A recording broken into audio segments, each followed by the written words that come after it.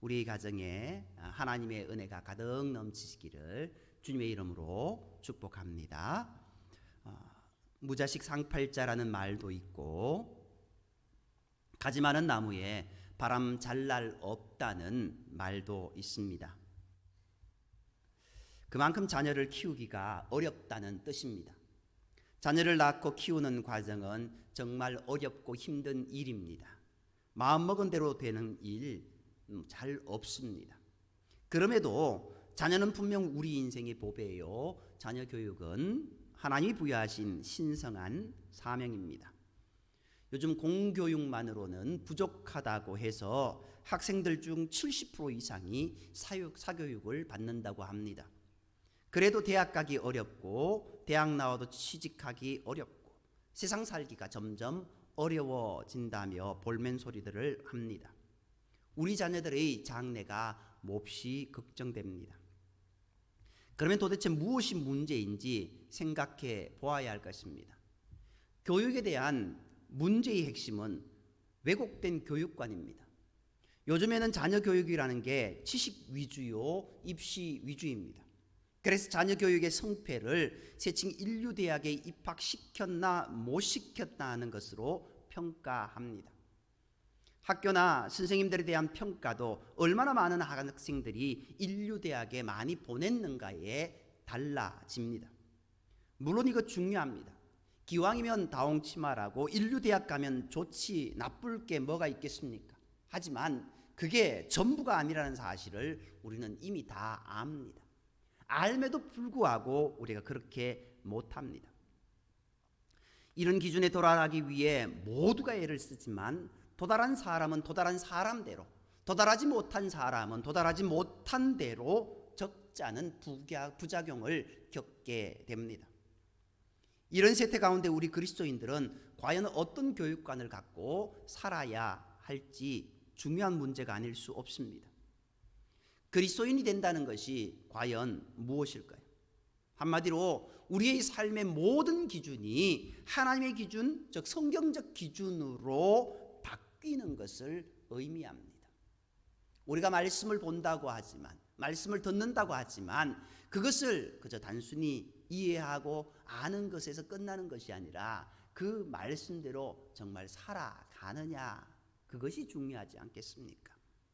오늘 우리의 삶의 기준이 하나님 기준으로, 성경적 기준으로 얼마나 바뀌었습니까?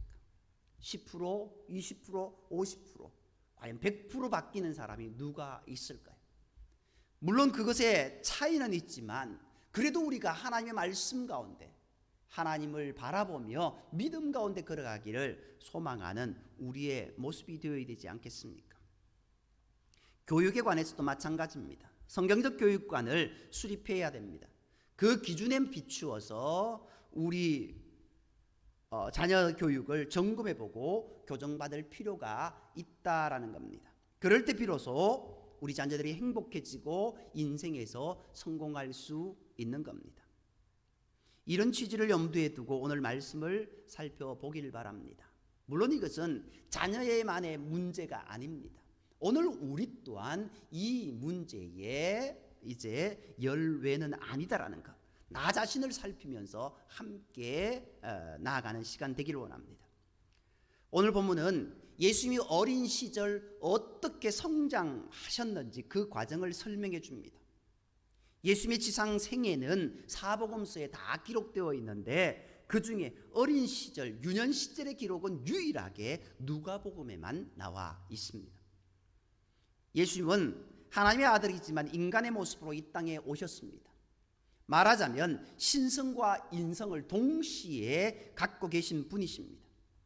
그분은 참 하나님이시오 참 인간이십니다. 이런 특징을 가리켜 신인 양성이라 부릅니다. 그러므로 예수님의 모습을 보면은 하나님이 어떤 분이신지 알 수 있고 동시에 참 인간이 어떤 존재인지 알 수 있는 겁니다. 그런 점에서 오늘 본문에 나오는 예수님의 어린 시절에 관한 기록은 참 인간의 모델을 제시해 주고 있습니다. 어찌 보면은 이것은 육적인 모습을 넘어서 영적인 모습까지 우리에게 어떻게 성장해 가야 되는 것을 잘 보여주고 있습니다. 그런데요, 오늘 이 본문에서 놓치기 쉬운 것이 있습니다. 우리가 너무나 예수님에게 초점을 맞추다 보니까 요셉과 마리아의 부모의 역할에 대한 부분은 간과할 때가 많습니다. 그들은 해마다 6월절에 예루살렘으로 순례 여행을 할 정도로 율법을 준행하며 경건한 삶을 살았습니다. 유년기의 예수에 대해 육신적인 양육은 물론이고 모든 면에서의 양육을 책임진 신실한 부모였다라는 것을 먼저 염두에 두어야 됩니다. 오늘 우리가 읽지 않았지만요, 바로 앞절에 40절을 보면은 어떻게 이야기하고 있습니까? 아기가 자라며 강하여지고 지혜가 충만하며 하나님의 은혜가 그 위에 있더라라고 말합니다. 자라며 강하여지고 라는 말은 육체적으로 건강한 아이로 성장했음을 의미합니다. 그리고 지혜가 충만하여 라는 말은 지적으로 발달했다는 뜻입니다. 그러니까 신체적으로 정신적으로 균형적인 발달이 이루어졌음을 알 수 있습니다. 그런데 누가가 놓치지 않고 언급을 하고 있는 것이 있습니다. 그 뒤에 하나님의 은혜가 그 위에 있더라. 이 모든 성장이 하나님의 은혜 안에서 이루어졌고 가장 중요한 것은 하나님과의 관계 속에 영적인 발달이 이루어져야 한다라는 것입니다. 이제 41절에서 51절까지의 말씀은 예수님이 12세 때 부모와 함께 성전에 갔던 때의 에피소드입니다. 율법의 규정에 의하면 유대인 성인 남자는 1년에 3번 유월절, 오순절, 장막절 성전에 가야 했습니다. 그러나 포로 시대 이후 여러 지역으로 흩어진 유대인들로서는 도저히 불가능한 일이었습니다. 팔레스타인 지역 거주자도 경제적 사정 등으로 인해 철저히 준행하기 어려웠습니다. 그래서 유월절만큼은 지키려고 애를 썼던 겁니다. 요셉과 마리아가 나사렛 산골에서 매년 유월절을 지킨 것으로 보아서 얼마나 경건한 사람이었는지 짐작할 수 있습니다. 그런데 유월절을 지키고 귀가하는 길에 예수님이 보이지 않습니다. 부모는 당황할 수밖에 없습니다. 당시 순례자들은 흔히 강도의 위험에서 보호받기 위해 무리를 지어 여행하곤 했습니다. 성지순례의 행렬은 좀 남다릅니다. 아니, 부모가 왜 자기 자식이 어디 있는지도 모르고 이렇게 찾아 헤매고 그럴까? 근데 이것은 당시 성지순례의 행렬을 이해해야 됩니다. 그 성지순례의 행렬은 보통 장년 남성의 행렬이 제일 앞과 제일 뒤를 가고 있습니다. 제일 앞에서 이끌고 제일 뒤에서 뒤처진 사람들을 받치면서 이렇게 끌고 가는 양식입니다. 그리고 중간에 어린 아이와 여인들은 행렬의 중간에서 행진하게 되어 있습니다. 이 부분은 출애굽의 사건의 모습의 가운데서도 비슷하게 나타납니다. 한마디로 가족이 같이 움직이는 그것은 아니었다라는 것을 이해해야 됩니다. 그러니까 아니, 부모가 되어가지고 자기 아들도 못 지키나 이렇게 이야기할 것이 아닙니다. 그렇게 본문은요, 동행 중에 있는 줄로 생각하고 라고 기록되어 있지 않습니까? 예수님이 이제 12세였기 때문에 어떻게 해요?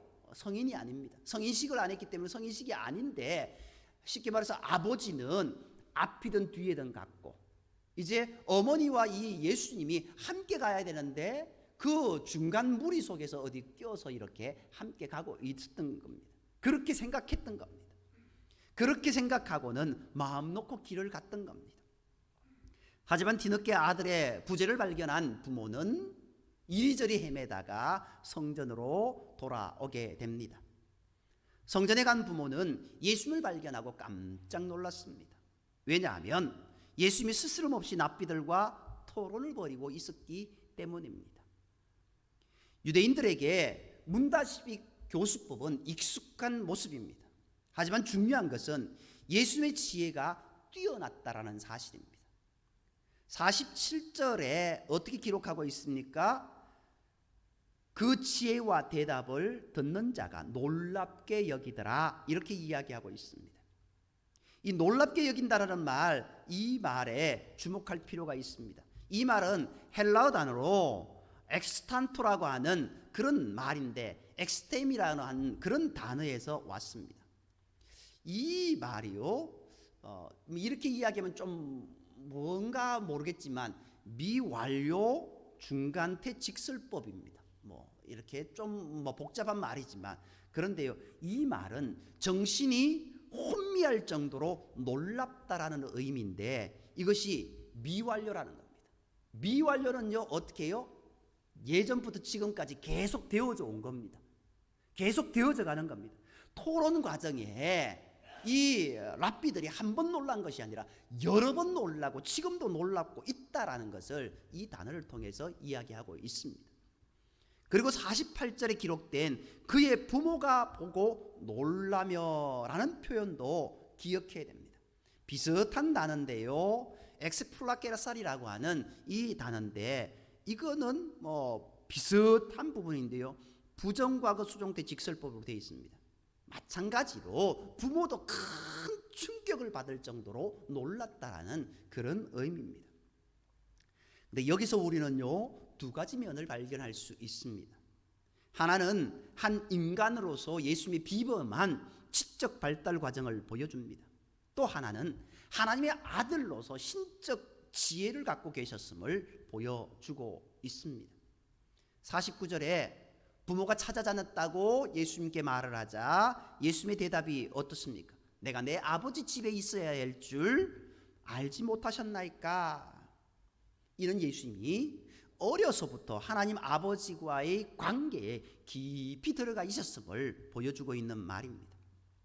그리고 더 나아가 자신이 하나님의 아들 메시아라는 사실을 벌써부터 자각하고 있었음을 암시합니다.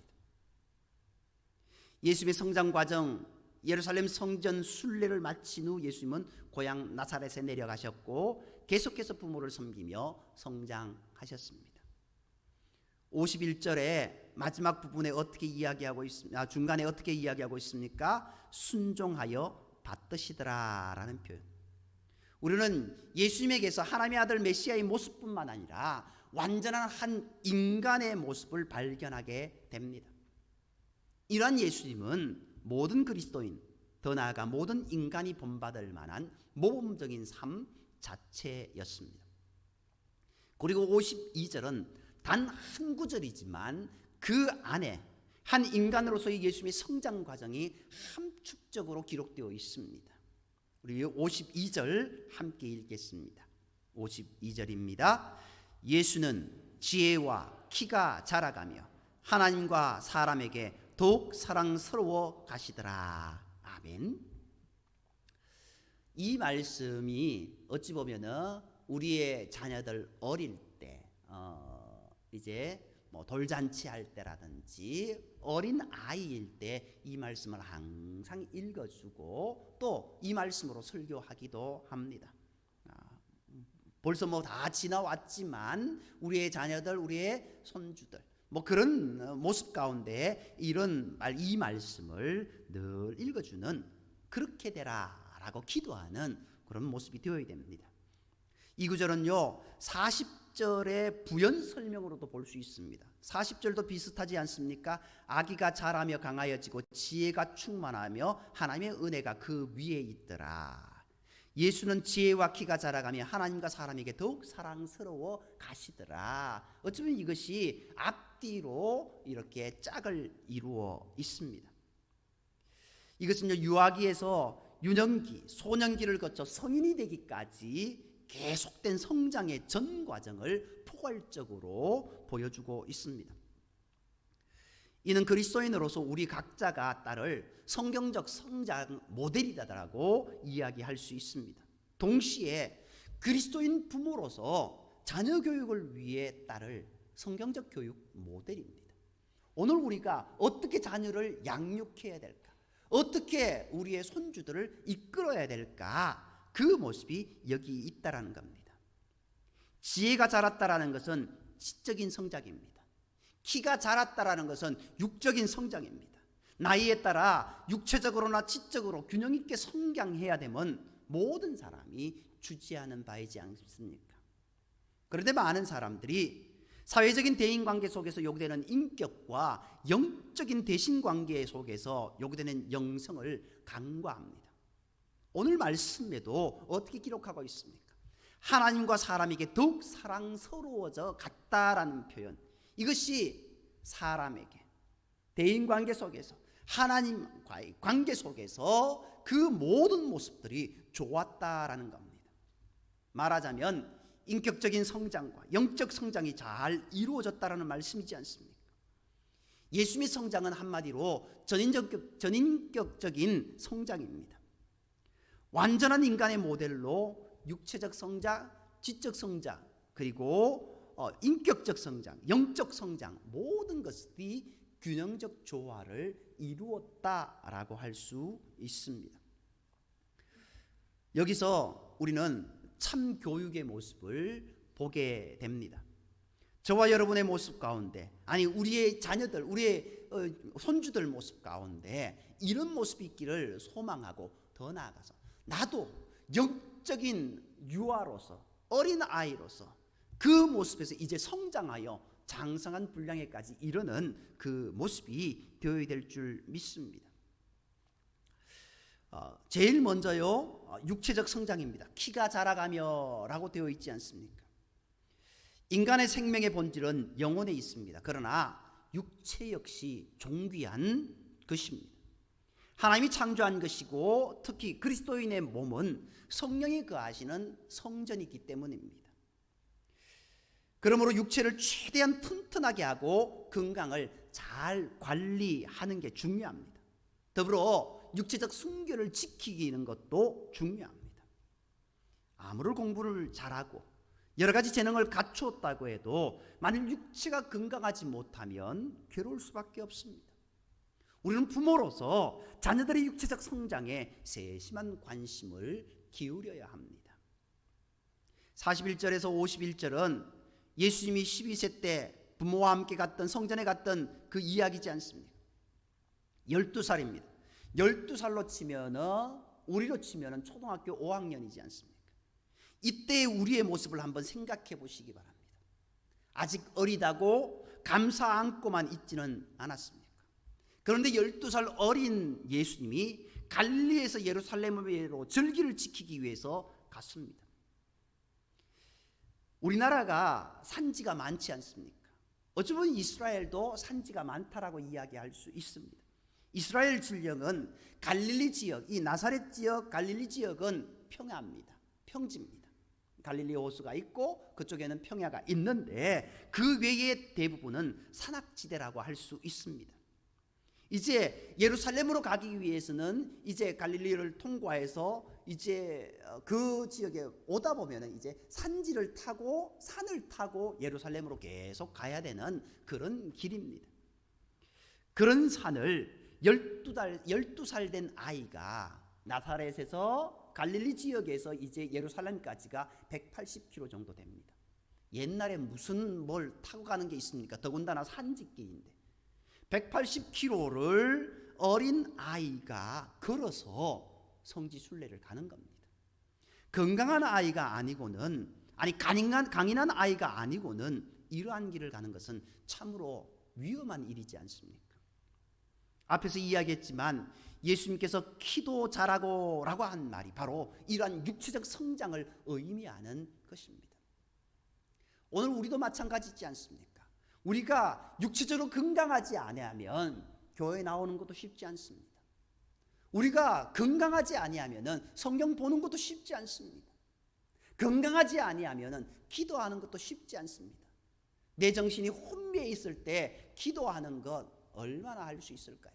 물론 기도가 많이 하고 적게 하고 이 문제는 아니지만 우리의 육체가 건강할 때 우리의 신앙적인 모습들도 더 건강하게 할 수 있지 않습니까?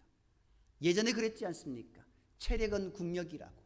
그렇게 해서 스포츠 이제 그러한 부분들을 많이 장려했던 모습을 보게 됩니다. 신학교를 들어갔습니다. 신학교 들어가서 한 목사님이 오셨습니다. 이제 그 목사님은 전임 교수님은 아니셨는데 강사님으로 오셨어요.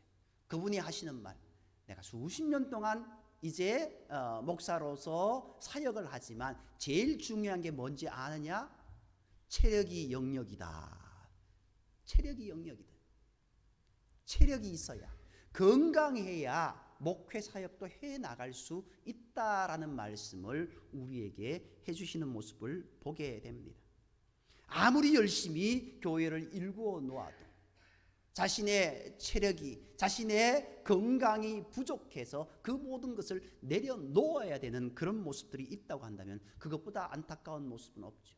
물론 하나님께서 그 시간까지 그를 사용했기에 그 교회는, 그리고 믿음의 사람이 생겨나는 모습이 있을 수는 있습니다만 그래도 안타까운 모습은 아닐 수 없습니다. 오늘 본문은요, 예수님이 기도 잘하고 라고 말씀하고 있습니다. 우리의 자녀들이 건강한 육체로 자랄 수 있는 모습이 되어야 될 것이고, 오늘 우리의 모습도 그저 어린 아이, 연약한 아이로 있는 것이 아니라 강건한 믿음의 성장이 우리 가운데 있어야 될 줄 믿습니다. 두 번째는요, 지적 성장입니다. 지혜가 자라가며 라고 말씀하고 있습니다. 많은 사람들이 지식 위주의 교육을 추구합니다. 그러나 이게 교육의 전부가 아님을 알아야 됩니다. 세상의 지식이나 학문을 무조건 열심히 공부한다고 지성이 개발되는 것도 아니지 않습니까? 왜 그렇습니까? 학문이나 지식은 인간과 세계, 우주 만물에 관한 내용을 담고 있습니다. 그런데 창조주 하나님을 제외해 놓고 아무리 열심히 공부한다 한들 그것이 제대로 된 지식이 되겠습니까? 서양의 교육학 중에 이제 과학 위에 철학 위에 신학이 있습니다. 신에 대한 학문, 하나님을 믿는 그 배움의 모습이 가장 고상한 지식이다, 가장 최고의 지식이다라고 그렇게 이야기합니다. 하나님을 제외해 놓고 공부한다는들 그것이 참된 지식이 될 수 있겠느냐? 그것은 절름발이 지식이다라는 겁니다. 잠언 1장 7절 말씀대로 여호와를 경외하는 것이 뭐라고요? 지식의 근본이라고 분명히 말씀하고 있지 않습니까? 그러므로 우리는 성경을 공부해야 됩니다. 우리 자녀들에게 세상의 지식이나 학문 이전에 성경을 가르쳐야 합니다. 성경은 하나님의 말씀입니다. 성경을 읽을 때 지혜가 터집니다. 지식이 많아도 하나님이 주시는 지혜가 부족하면 죽은 지식이 되고 인생에 유익하게 쓰일 수 없습니다. 그리고 성경을 암송할 때 지성이 잘 연마됩니다. 그 증거가 유대인들이 아닙니까? 유대인들은 물론 지금의 모습은 좀 많이 바뀌었습니다. 그러나 예전에는요, 13세가 되면은 성인식을 하게 됩니다. 성인식 때 그들은요, 하나님의 말씀 토라를 암송했습니다. 창세기, 출애굽기, 레위기, 민수기, 신명기, 그 모세 오경, 이 하나님의 말씀을 이제 어떻게 해요? 그걸 암송합니다. 그걸 어떻게 암송을 합니까? 저도 못합니다. 죄송하지만. 정말 그들은 그 말씀을 늘 아침 저녁으로 읽히고 그 말씀 그대로 마음에 와닿게 합니다. 물론 그 말씀을 어떻게 마음에 다 와닿겠습니까? 어린 아이가. 그러나 그 아이가 좋든 싫든 그 말씀을 읽어줍니다. 그 말씀을 들려줍니다. 그렇게 되니 그 말씀이 어떻게 됩니까? 나중에 그 말씀이 그의 삶을 지배하고 그의 삶을 인도하는 모습을 보게 되는 겁니다. 탁월한 교육의 결과이지 않습니까? 그들이 그렇게 머리가 좋은 것도 이러한 교육의 결과입니다. 쉐마 교육, 하나님의 말씀 교육이다 라고 하는 것. 솔로몬의 모습을 보면은요, 어떻습니까? 그가 하나님의 말씀을 듣는 지혜를 주십시오. 어찌 보면은 그 말씀은요, 신명기 6장 4절의 말씀과 동일한 말씀입니다. 이스라엘아 들으라. 샤마 이스라엘, 샤마 솔로몬. 샤마 우리를, 나에게 말씀하시는 그 말씀으로 듣고 하나님의 음성을 듣는 그 모습이 있어야 되지 않습니까? 한 교계 신문에 실린 어느 여학생의 기사입니다. 전국 성경 고사 대회가 있는데 평소 주일학교 공과 내용을 토대로 노회 대회를 치르고 거기서 선발된 대표들이 전국 대회를 치르게 됩니다. 옛날로 치면은 육육 대회, 어린이 대회 그런 곳에서 성경 고사가 있었던 것 같습니다. 성경 고사요, 이거 만만하지 않습니다. 가르치는 선생님이 학을 뗄 정도입니다. 성경고사 문제가요, 전국대회로 가면은요, 뭔 이런 문제를 냈나 싶을 정도의 그런 문제가 나옵니다. 전도사들도요, 목사들도요, 학을 떼는 경우가 있습니다. 그런데 그것을 어린 아이들이 성경고사를 치고 100점을 맞는 모습을 보게 됩니다. 그 대회를 준비하려면 평소에 성경 공부, 공과 공부 외에 성경 공부를 확실히 해야 됩니다.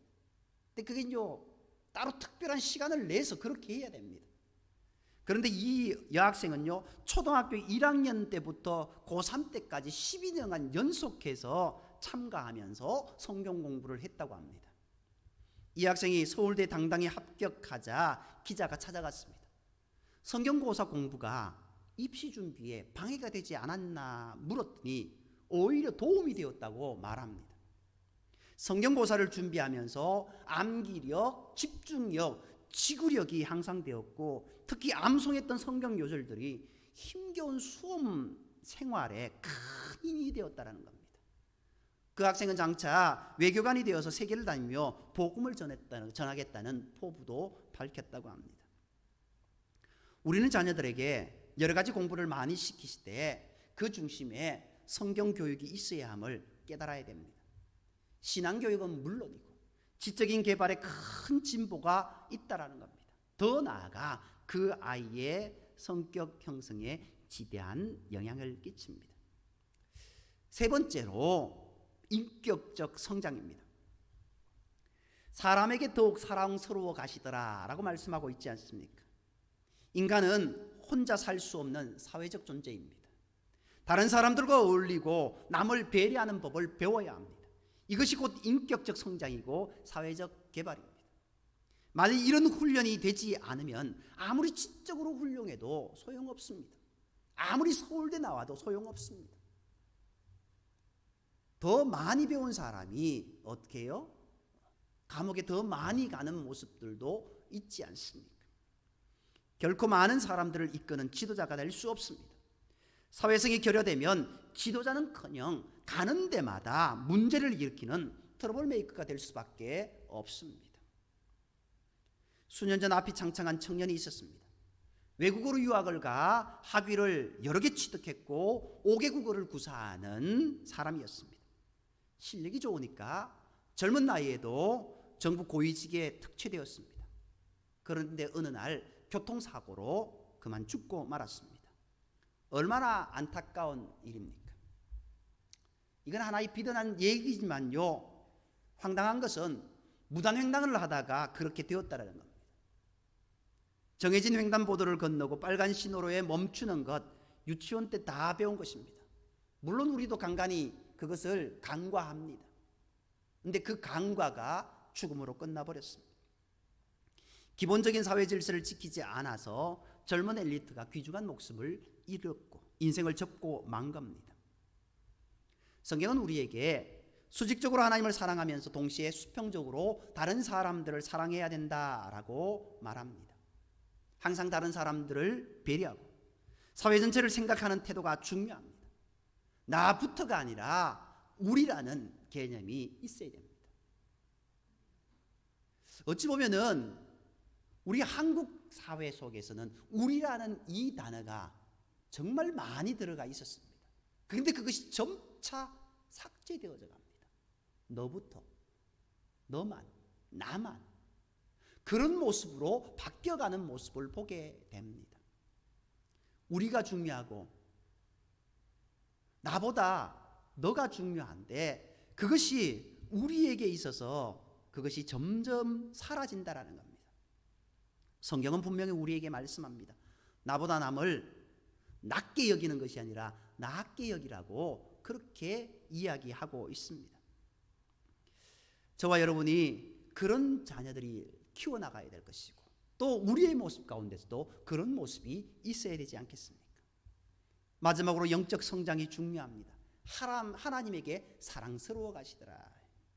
인간은 육체만 갖고 있지 않습니다. 영혼도 중요합니다. 영혼으로 하나님을 만납니다. 영혼이 하나님을 만나야 영생을 얻고 천국에 갈 수 있습니다. 아무리 출세해도 구원받지 못하면 아무것도 아닙니다. 영생을 얻지 못한 사람이 대통령이면 뭐하고 재벌회장이면 뭐합니까? 예수님께서 분명히 말씀하시지 않습니까? 사람이 만일 온 천하를 얻고도 제 목숨을 잃으면 무엇이 유익하리요? 사람이 무엇을 주고 제 목숨과 바꾸겠느냐? 인간적인 목숨뿐만 아니라 영원한 영생의 모습, 그 모습을 우리에게 이야기하고 있지 않습니까? 자녀들을 인류로 키우고 싶으십니까? 그렇다면 하나님이 인정하시는 진짜 인류를 추구해야 됩니다. 세상의 인류는 별것 아닙니다. 인류라도 신앙이 빠지면 삼류보다 못한 가짜가 되고 맙니다. 반대로 세상의 삼류라도 신앙이 겸비되면 세상의 인류보다 낫습니다. 별것 없는 것 같은데 잘 되는 분이 있습니다. 많은 것을 가지고 정말 잘 할 수 있는 사람인데 해도 안 되는 사람이 있습니다. 물론 어느 단면만 보고 어느 한 사람만 보고 그렇게 이야기할 수는 없습니다만 오늘 우리의 믿음의 모습 가운데 그렇게 나아갈 때 하나님은 그들에게 복을 부어주신다라는 겁니다. 부모의 역할은 자녀들에게 신앙을 심어주는 일입니다. 그들의 영혼이 살아계신 하나님을 만날 수 있도록 도와주어야 됩니다. 그런데 참 이게 어렵습니다. 신앙은 말로 되는 게 아니지 않습니까? 하나님께서 우리의 자녀들의 영혼을 만져주셔야 됩니다. 우리 마음대로 되지 않습니다. 그래서 기도가 필요합니다. 우리가 자녀들에게도 말씀도 가르쳐야 되지만 결정적으로 필요한 것은 눈물의 기도인 것입니다. 하나님이 우리 기도를 들으시고 자녀들의 영혼을 만나 주실 것입니다. 그럴 때 자녀들의 영혼이 새로워지게 됩니다. 육체적 성장, 지적 성장, 인격적 성장 모두 중요하지만 그 중에서 가장 중요한 것이 영적 성장이라는 겁니다. 만일 영혼이 변화되지 않으면 다른 것들이 아무리 좋아도 아무 소용이 없습니다. 우리 자녀에게 신앙을 물려주고 영적 성장을 도와주는 게 제일 큰 교육입니다. 그래서 이런 말이 있지 않습니까? 재산을 물려주는 것은 조금 물려주는 것이고 공부 쉬는 것은 조금 더 주는 것이다. 그러나 신앙을 물려주는 것은 전부를 주는 것이다 라고 말합니다. 사실 그렇습니다. 우리가 자녀들을 얼마나 잘 책임지고 돌봐줄 수 있겠습니까? 하루 24시간 1년 12달 그들 곁에 있을 수 없습니다. 우리가 천년만년 그들과 함께 살 수도 없습니다. 불가능합니다. 어차피 하나님께서 우리 자녀들을 책임지신다라는 이 사실을 우리는 명심해야 됩니다. 그래서 우리는 우리 자녀들의 영혼이 성장하고 직접 하나님을 만나 그분을 의지하는 법을 배울 수 있도록 인도해야 됩니다. 그런 점에서 최고의 유산이 신앙 유산입니다. 이스라엘 백성들이 그렇게 잘 성장할 수 있었던 것, 최고의 민족이 될 수 있었던 것은 신앙의 유산, 신앙의 승계의 모습들이 날마다 있었다라는 겁니다. 말씀의 그 배움이 그들 가운데 날마다 있었다라는 겁니다. 링컨 대통령 잘 아시는 대로 위대한 그리스도인입니다. 그의 생애를 연구한 전기 작가는 이렇게 말합니다. 그는 훌륭한 지도자가 될 만한 그 어떤 조건도 갖추지 못했다. 그런데 하나님은 그에게 두 가지를 주셨다. 하나는 가난이고 하나는 기도하는 어머니였다. 시나 한 번은요, 링컨이 가장 절친한 친구였던 빌리 헌던에게 이런 편지를 보냈다고 합니다. 나는 어려서 그를 잘 모를 때부터 어머니가 성경을 읽어주는 소리를 들으며 자랐다네. 지금도 내 마음 속에는 통나무집에서 어머니가 성경을 읽고 기도하는 소리가 울리고 있지. 오늘 내게 속한 모든 것은 천사 같은 내 어머니에게서 물려받은 것이라네. 지금 우리의 모습은 어떻습니까? 하나님의 기준으로 볼 때 온전한 모습으로 우리가 나아가고 있습니까? 우리의 자녀들은 어떻습니까? 하나님의 전인 교육으로 양육하고 있습니까? 오늘 말씀을 마음 깊이 새기면서 우리 자신이 먼저 하나님의 기준에 합당한 인생이 되면 좋겠습니다.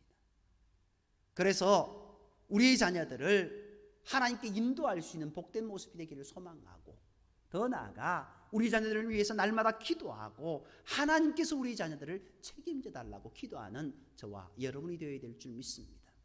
우리 자녀들뿐만 아니라 저와 여러분 모두가 기도 잘하고 지혜도 잘하고 하나님 사람들 앞에서 사랑스러워자고 존경받고 하나님 앞에서 사랑스러워져가는, 하나님의 인정받는 귀한 믿음의 가정, 믿음의 성도들이기를 주님의 이름으로 축복합니다. 기도드리겠습니다. 사랑관의 하나님, 오늘 우리의 삶의 모습 가운데 모든 기준이 하나님 기준으로, 성경적 기준으로 세워질 수 있는 은혜를 허락하여 주옵소서. 우리의 자녀들이 정말 하나님의 말씀 앞에서 온전히 서 있을 수 있는 복된 은총을 허락하여 주셨고, 그래서 그들이 하나님이 주시는 은혜로 기도 잘하고 지혜도 잘하고 하나님 앞과 사람 앞에서 사랑스러워져가는 복된 모습이 되게 인도하여 주옵소서. 이를 위해 우리가 기도합니다. 또 우리가 하나님을 의지합니다. 나 또한 말씀 가운데 걸어갑니다. 날마다 하늘의 은혜를 허락하여 주시고 주님의 은혜를 허락하여 주시고 주님 부어주시는 은혜로 우리가 매일 매시간 살아갈 수 있는 은총을 허락하여 주시길 원하며, 모든 말씀을 사랑하시는 예수님의 이름으로 감사하며 기도드립니다.